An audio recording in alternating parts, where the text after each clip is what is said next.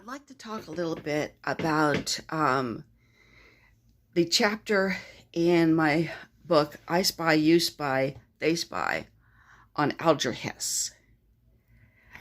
One of the main people who brought Alger Hiss down was a then young, almost unknown congressman named Richard Nixon. Now, in the many years after this case, there were a lot of people who defended Alger Hiss, and I think those who were Nixon haters were especially likely to defend Alger Hiss, partly because this was so strongly associated with Nixon. The fact is, even if Nixon was a bad man, even if he was a terrible president, it doesn't mean that everything he did was wrong. Okay.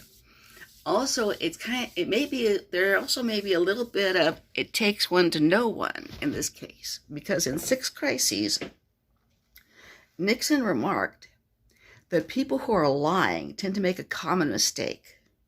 They tend to be overly emphatic or to emphasize things, to a greater degree than is needed.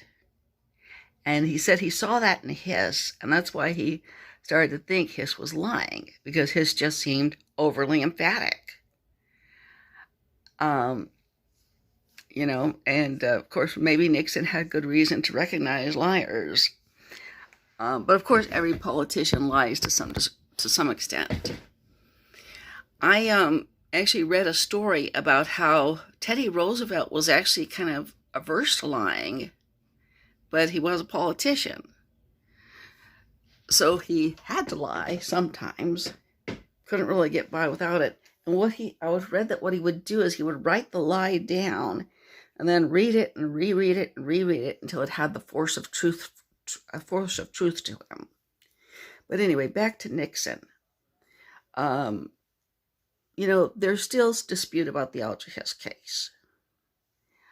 It may never be completely resolved to everyone's satisfaction, but I do go into it in detail in my book, I Spy, You Spy, They Spy, and I hope some people will be motivated to buy my book to find out what some of the basic facts of the famous Alger Hiss case.